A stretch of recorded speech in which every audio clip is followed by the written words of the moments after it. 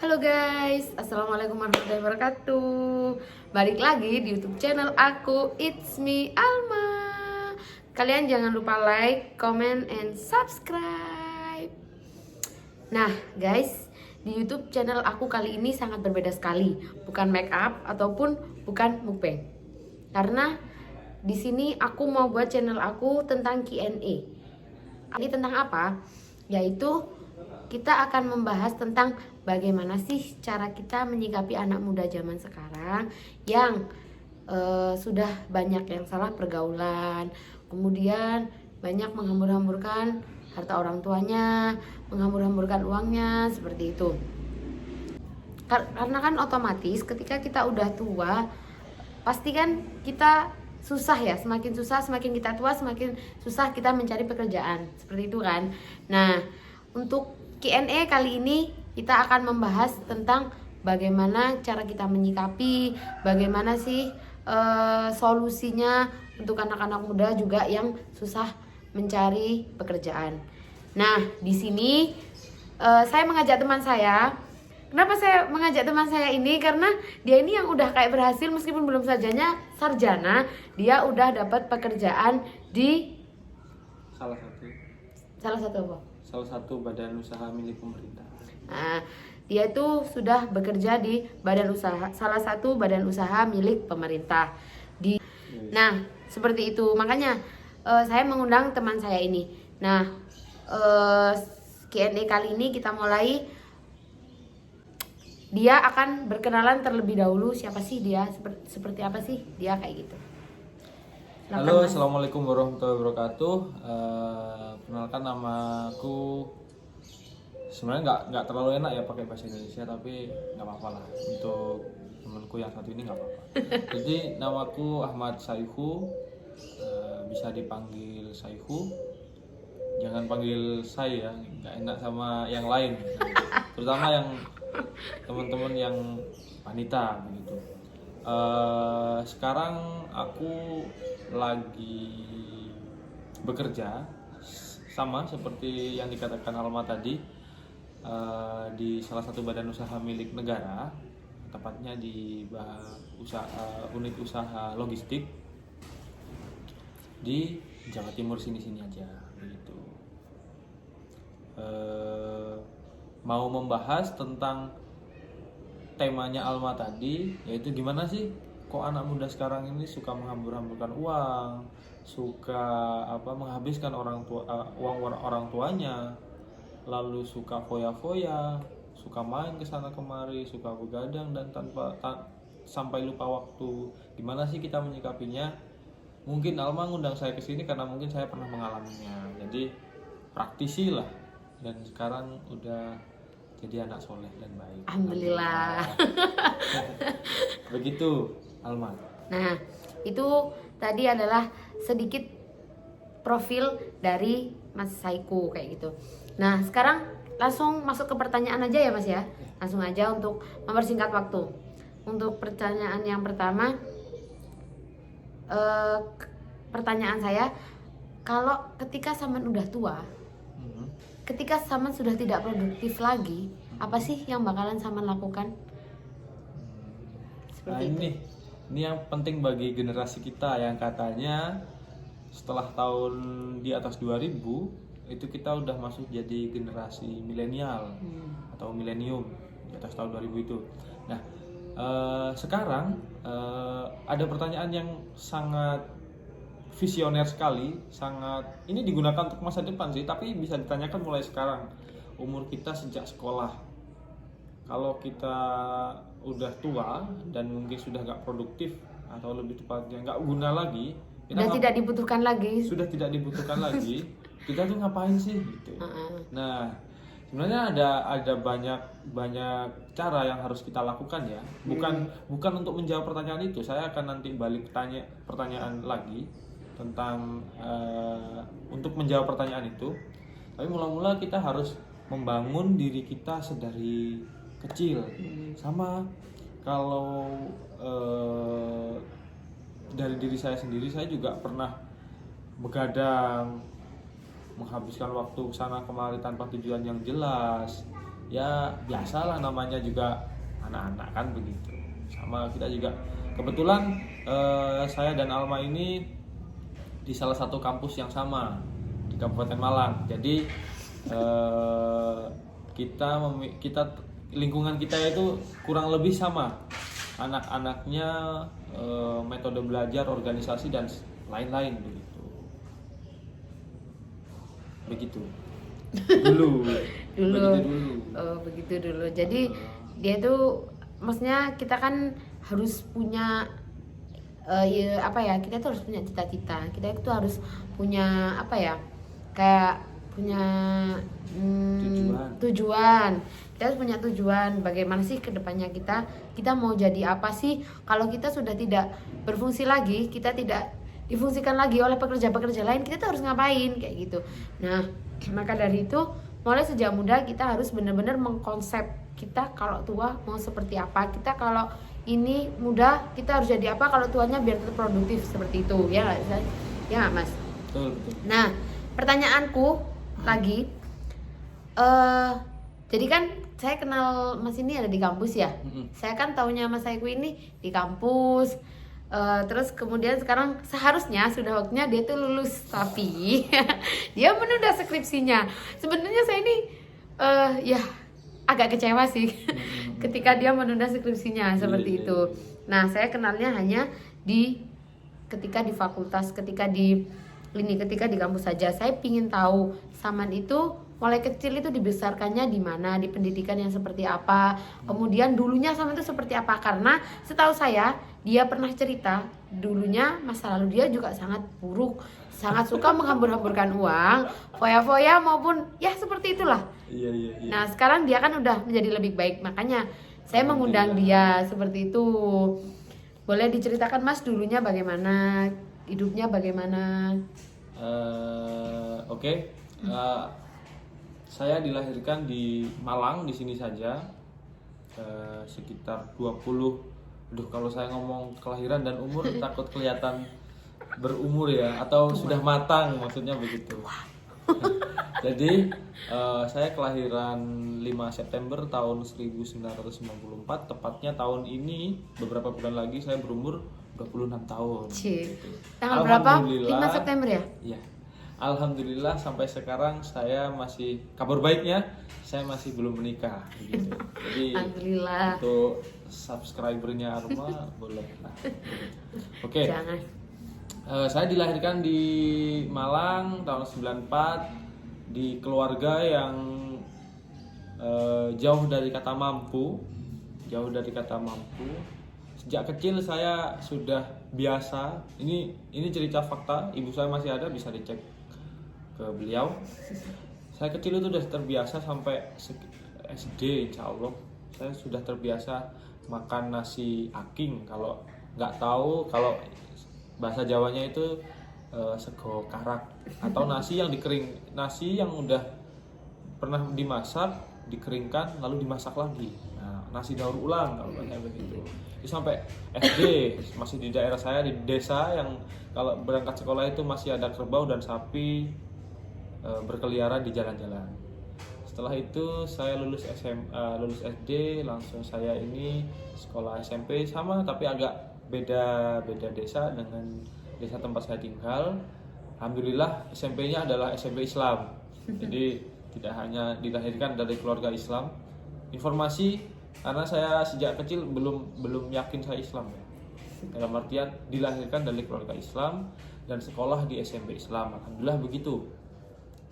Selama 3 tahun sekolah di SMP Islam, dan saya itu ya tergolong anak yang nakal.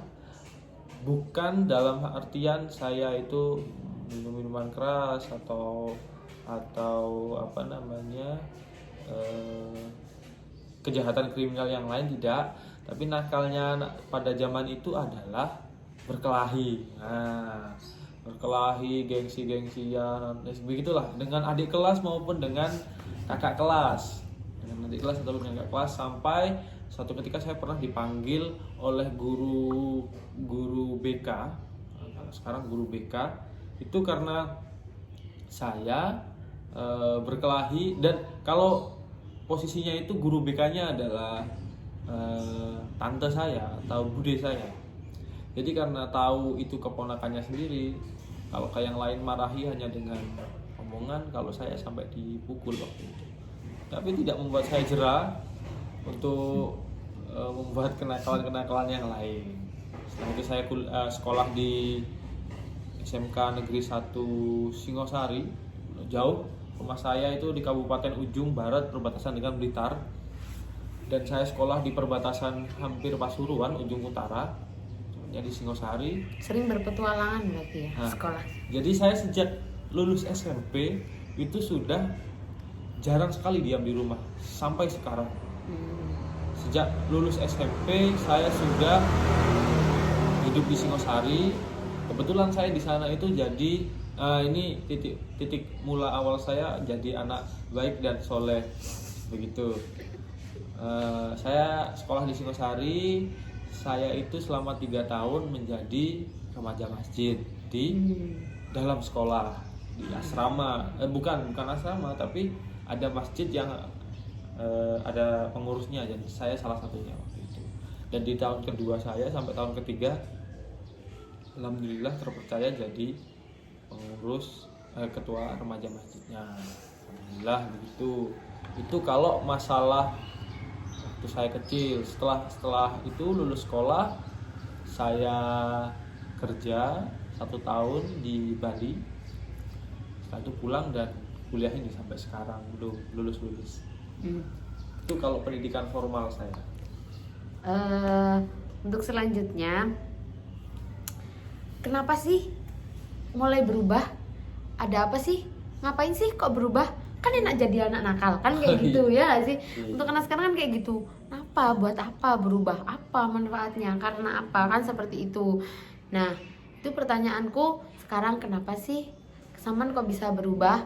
Kenapa sih? Apa karena cewek? Mungkin bisa jadi karena sekarang banyak yang berubah karena cewek, tapi kalau udah diputus udah deh nakal lagi kan kayak gitu.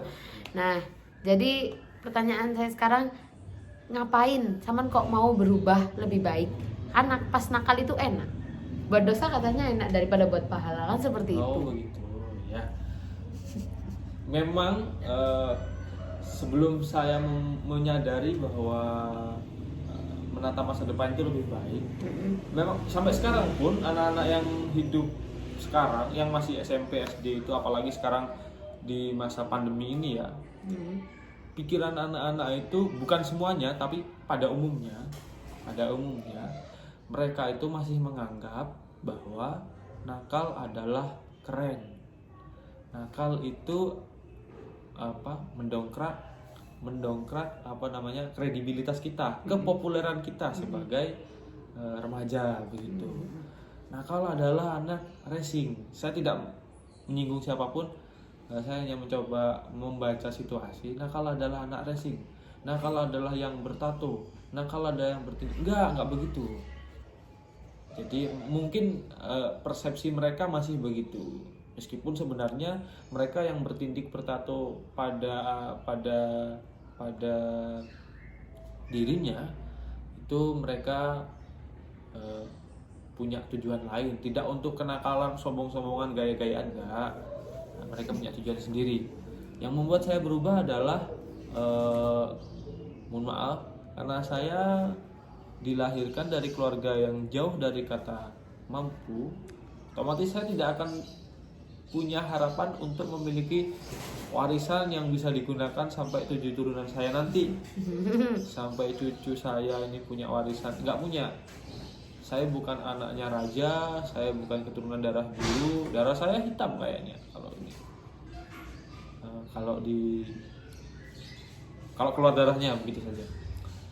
Jadi saya harus nih punya, bahasanya itu seperti ini. Saya harus punya kerajaan sendiri dan saya harus punya penghasilan saya sendiri. Makanya setelah saya itu ke sekolah SMK, saya kerja di Bali. Saya kerja di Bali selama 1 tahun, terus saya pulang, lalu saya setelah itu saya kuliah yang sampai sekarang ini belum lulus satu kampus sama Alma ini begitu. Saya sadar bahwa saya itu harus menghidupi orang tua saya. Saya sadar nantinya harus punya tabungan untuk keluarga saya yang akan datang, siapapun itu. Jadi ya saya harus mempersiapkan diri saya untuk saya di kemudian hari. Ini jawaban saya sesuai dengan apa yang ditanyakan. Nanti saya akan mencoba menyusun tentang pertanyaan di awal tadi. Bagaimana kalau kita udah tua dan udah nggak produktif atau nggak berguna lagi, begitu teman-teman. Nah, ini untuk pertanyaan yang terakhir ya Mas. Pertanyaan yang terakhir. Bagaimana sih cara sampean itu, kan padahal bukan sarjana. Oke. Belum lulus. Belum lulus, tapi sudah bisa keterima di salah satu badan usaha milik pemerintah. Itu bagaimana caranya? Kemudian apa saja yang harus dilakukan teman-teman supaya teman-teman pun bisa mempunyai pengalaman seperti Mas Saiku ini, kayak gitu. Udah dijawab, Mas. Oke. Mula-mula yang pertama, jangan pakai ukuran celana saya pada anda semua yang melihat video ini. Jadi jangan pakai apa yang saya lakukan untuk tolak ukur sampean menjadi berhasil. Enggak, saya masih belum apa-apa, masih ada orang-orang lain yang lebih sukses, masih ada banyak orang yang lebih bisa diteladani, dianut untuk menjadi sukses. Jadi kan ini hanya gambaran. Ini cuma cerita sharing pengalaman aja kalau dari saya. Kali aja bisa membantu teman-teman juga. Waktu itu saya dicurhati oleh orang tua saya, mereka kurang mengeluh masalah dapur lah, intinya begitu. Kemudian bingung nih saya, aduh gimana nih kuliah juga belum selesai. Akhirnya saya waktu itu iseng, ada iklan di salah satu media sosial, waktu itu tepatnya Facebook insya Allah. Saya klik dan keluar tempat saya bekerja sekarang. Saya upload berkas, persyaratannya saya lengkapi semua. Setelah itu dapat beberapa minggu pengumuman keluar bahwa saya diterima. Alhamdulillah begitu. Jadi waktu itu saya udah punya dua niatan, ini serius ini. Dari diri saya itu ya, waktu itu udah di orang tua mengeluh kurang ekonomi dan saya ini masih belum jelas status perkuliahan saya dilanjut atau tidak. Saya cuma punya dua pilihan. Saya adalah orang organisasi. Waktu itu cuma dua pilihan. Kalau saya tidak diterima kerja, saya akan bersungguh-sungguh dalam kuliah dan organisasi terus tepat waktu, begitu. Tapi kalau saya ini harus bekerja, saya akan bekerja dan nggak seperti sebelumnya. Saya sebelumnya keluar dari pekerjaan di Bali itu karena bosan. Saya akan bersungguh-sungguh bekerja, begitu. Meskipun nanti gajinya tidak akan banyak sebanding dengan apa yang kita pikirkan. Begitu. Nah, akhirnya saya keterima kerja. Saya kerja di salah satu badan usaha milik pemerintah. Dan nggak disangka-sangka, alhamdulillah sampai sekarang penghasilan saya cukup untuk saya hidup, saya makan, minum, dan begitu juga dengan orang tua. Lebih-lebih ini kabar baiknya, saya bisa nabung untuk nanti memulai kehidupan yang baru gitu. Nah, saran saya kalau untuk teman-teman ya ingat aja, kalian gak akan hidup dan minta orang tua sampai kalian tua nanti. Kalau kalian kalau kalian dari golongan yang sama dengan saya, orang yang kurang mampu dalam perekonomian, jadi kalian harus sadar, kalian harus membangun kerajaan kalian sendiri, kalian harus membangun apa yang ingin kalian capai, begitu ya. Seperti kalau saya ya nggak ada apa-apanya sama YouTuber satu ini kan, begitu. Sama aja. Dia juga saya lihat dia struggle kok, dia punya pekerjaan, dia nggak mandiri lah, intinya begitu. karena sadar kita nggak akan selamanya minta ke Orang tua. tua. Dan Gitu. kita sebagai anak juga harus mempunyai tujuan bahwa kita harus bisa membahagiakan orang tua Nah. kita harus bisa membantu membantu beban pikul orang tua, itu sih ya nggak sih, Beban perekonomian gerakan perekonomian orang tua. dan yang ketinggalan dari di mana saya dibesarkan itu, setelah saya menempuh pendidikan di luar, alhamdulillah saya sempat menempuh pendidikan di pondok pesantren selama beberapa tahun, dan saya banyak belajar mengenai bersyukur, ikhlas, tawakal, tirakat, makan susah. Itu sudah saya bersyukur berada di sana. Makanya ketika saya sekarang itu bekerja dan makan itu nggak pernah telat, alhamdulillah sekarang itu saya nggak kaget. Makanya saya tetap mau main dengan teman-teman ini ya, meskipun banyak teman yang mengatakan saya sombong, padahal enggak. Ya karena terkadang kita dikatain seperti itu, sebenarnya ya mereka posisinya mungkin belum seperti Iya, kita seperti itu, iya. dan kita udah pernah di posisi mereka kan, Nah. seperti itu. Begitu.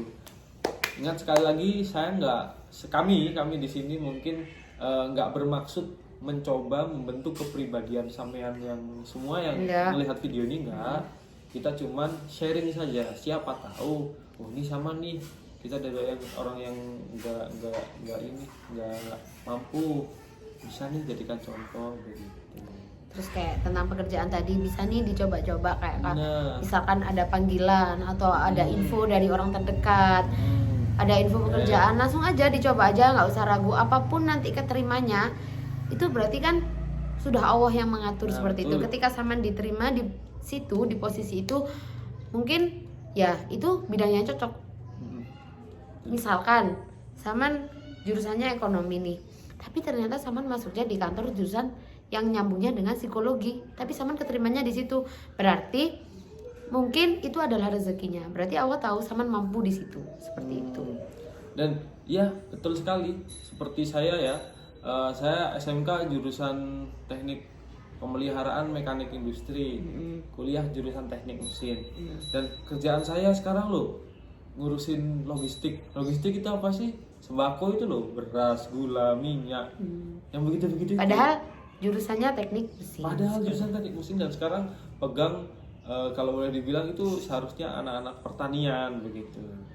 Ya kan udah bisa nebak kan kerja di mana gitu. Nah, mungkin pesan dan kesan untuk penonton dari subscriber aku, Mas. Pesan dan kesan yang mau disampaikan buat teman-teman yang mau cari kerja atau baru lulus atau pinginnya kerja kan, karena kan musimnya sekarang lagi kayak gini, seperti itu. Jadi sebenarnya konten ini, video ini bisa diselesaikan ketika baru memulai tadi. Sebenarnya begitu. Dengan Alma tanya bahwa apa yang akan kita lakukan ketika kita sudah tua dan nggak berguna lagi. Saya akan langsung balik tanya ke Alma. Memangnya apa yang Anda lakukan menuju masa tua itu? Jadi ketika kita udah tua, ini kan sudah kita waktunya menikmati hidup kita, santai-santai di rumah, baca koran, berkebun mungkin, dan kita sudah punya aset atau penghasilan yang cukup. Kita bahagia dan mulia, begitu. Tinggal waktunya beribadah. Jadi itu yang maksud saya tadi akan saya susun, dan puncaknya di sini. Apa yang Anda lakukan menuju masa tua, begitu. Sebelum nanti kita tua dan udah nggak bisa produktif lagi, berarti kan kita udah pekerjaan selesai, mencari ekonomi selesai, punya tempat tinggal, punya keluarga, anak kita sudah bisa bekerja mungkin begitu. Kita sudah punya peninggalan untuk anak kita nantinya begitu. Jadi itu intinya. Kita harus membangun masa depan kita sendiri. Your future is by yourself. Bekerja keras, beribadah. Tapi juga iya, jangan lupa ibadah. Kita juga harus tetap berzikir, tetap. Kita harus tetap belajar, berpikir tetap. Dan jangan lupa kita harus tetap sedekah, zakat, kita harus tetap Itu kan sama aja soleh. ibadah. Betul. Jadi jangan lupa fikir amal soleh. Kayak gitu. Jangan lupa jomblo. Itu nanti belakangan Iya. di konten selanjutnya. Oke, siap. Akan jadi guys, sedikit Q&A ataupun info-info yang bisa kita sampaikan. Nah, untuk selanjutnya kalian mau aku Q&A lagi atau mukbang atau make up, itu kalian bisa komen ataupun tips-tips, ataupun kalian mau tips-tips cara berjualan online ataupun tips apapun yang lain, kalian boleh banget tulis di kolom komentar aku. Atau kalian ya tinggal kolom komentar aja, nggak apa-apa. Sekian dari kami. Terima kasih. Wassalamualaikum warahmatullahi wabarakatuh.